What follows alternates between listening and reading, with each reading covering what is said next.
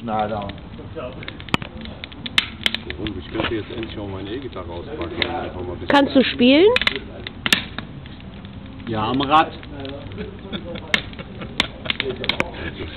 Hallo? Kann ich spielen? Nein, ich beherrsche nur dieses Christina Ulf spielt jetzt Gitarre. Ich gehe jetzt mal Weil rein. er hat ja ein Stück. Guck mal. Ja.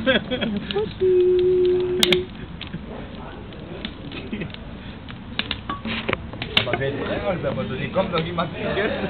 Ja gut.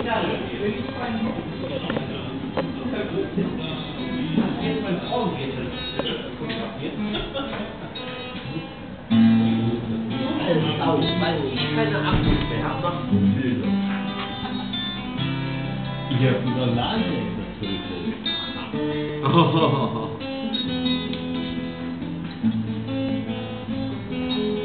Und?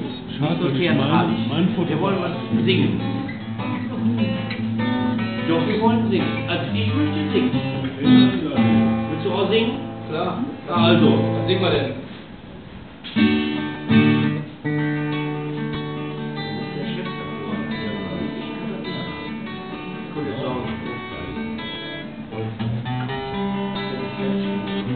Also ich bin dafür, wir machen jetzt mal so eine Videoaufnahme für Hanne Gedanken am Abend.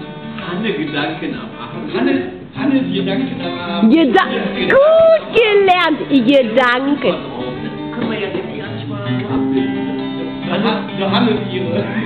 Hannes ihre Gedanken am Abend sind nur das Refrain. Der Hannes ihre Gedanken am Abend. Nur die mit dem Ding da, ne? Mit welchem Ding? Genau mit dem. Was machst? Was du gerade. Was ist das? Was ist das? Was ist das? Ach, darum kommst du auf Schwingerclub. Mega, wieso?